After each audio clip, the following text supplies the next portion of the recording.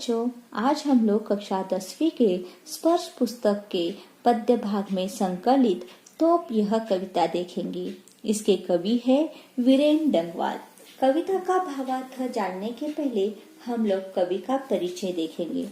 वीरेन डंगवाल का जन्म उत्तराखंड के टिहरी गढ़वाल जिले के कीर्ति नगर में 5 अगस्त 1947 को हुआ था। इन्होंने अपनी आरंभिक शिक्षा नैनीताल में और उच्च शिक्षा इलाहाबाद से प्राप्त की। इन्होंने प्राध्यापक पद पर कार्य किया तथा पत्रकारिता से भी निरंतर जुड़े रहे। इन्होंने अपनी कविताओं का आधार ऐसी चीजों और जीव जंतुओं को बनाया है जिन्हें मनुष्य देखकर भी अनदेखा कर देते हैं। इनकी कविताओं की प्रमुख विशेषता समाज के साधारण जन तथा हाशिए पर रह रहे लोगों के जीवन के दृश्य हैं।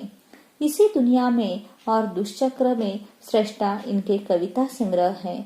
इसी दुनिया में संग्रह के लिए इन्हें प्रतिष्ठित श्रीकांत वर्मा पुरस्कार और दुष्चक्र में सृष्टा के लिए साहित्य अकादमी पुरस्कार से सम्मानित किया गया। अन्य कई पुरस्कारों से सम्मानित किया गया। इन्होंने अन्य भाषाओं में लिखी गई महत्वपूर्ण कवियों की कविताओं का हिंदी में अनुवाद किया।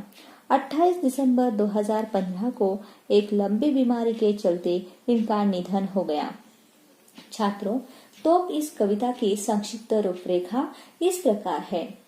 प्रस्तुत कविता में एक तोप का वर्णन किया है जो 1857 के प्रथम स्वतंत्रता संग्राम में प्रयोग में लाई गई थी। यह तोप अंग्रेजों द्वारा किए गए अत्याचार का प्रतीक है। इस तोप को अब कंपनी बाग में एक विरासत की भांति संभाल कर रखा गया है। यह तोप आने जाने वालों को यह बताती है कि उसने बड़े बड़े वीरों की धज्जियां उड़ा दी थी। आज उस तोप की स्थिति यह है कि या तो उस पर छोटे बच्चे सवार होकर खेल खेलते हैं या चिड़िया बैठी आपस में गपशप करती हैं। कई बार ऐसा होता है कि कुछ गोरैया भी उस तोप में घुस जाती हैं। इससे यह बात प्रमाणित होती है कि तोप चाहे कितनी भी बड़ी क्यों न हो, एक न एक दिन उसे शांत होना ही पड़ता है। इसी प्रकार अत्याचार करने वाली प्रबल शक्तियों को भी एक दिन पराजय का मुंह देखना पड़ता है। छात्रों, इसके बाद हम लोग काव्यांश पहला देखेंगे। कंपनी बाग के मुहावने पर धर रखी है यह 1857 की तोप। इसकी होती है बड़ी संभाल विरासत में मिले कंपनी बाग की तरह। साल में चमकाई जाती है 2 बार। सुबह शाम कंपनी बाग में आते हैं बहुत से सैलानी। उन्हें बताती है यह तोप कि मैं बड़ी जबर उड़ा दिए थे मैंने अच्छे अच्छे सुरमाओं के धज्जे अपने जमाने में। छात्रों, इसमें आए हुए शब्दार्थ इस प्रकार हैं।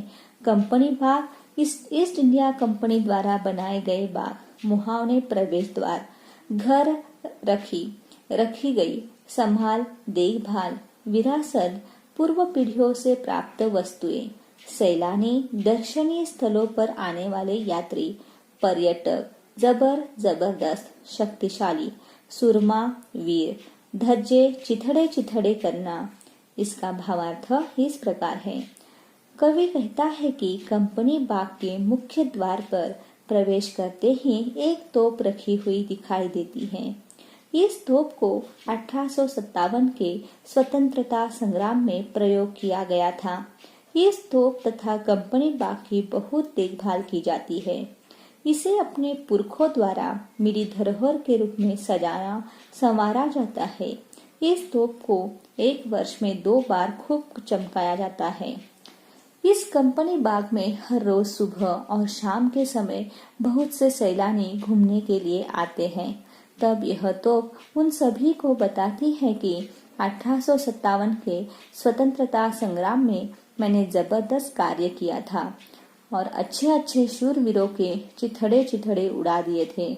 इस प्रकार यह तोप अपनी गौरव गाथा बाग में आने जाने वाले सभी लोगों को बताती है।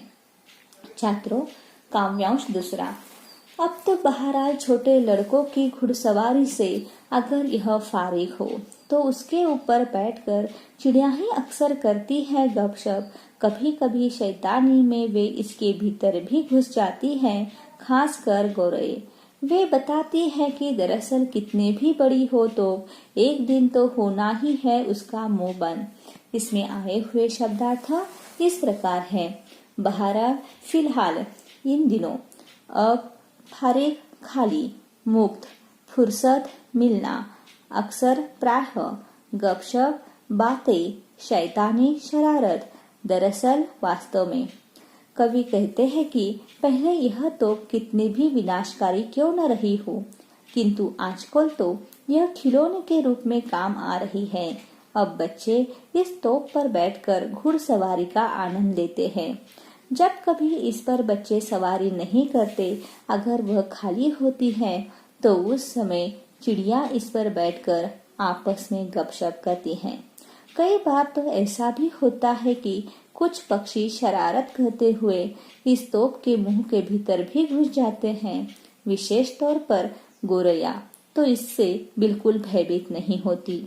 इस तोप पर चिड़िया गपशप करके गोरैया तोप के मुंह में भयहीन होकर घुसकर तथा खेलने वाले बच्चे इस पर सवारी करके मानो यह बताते हैं कि चाहे तोप कितनी भी बड़ी और शक्तिशाली क्यों न हो, एक न एक दिन उसका मुंह बंद हो ही जाता है।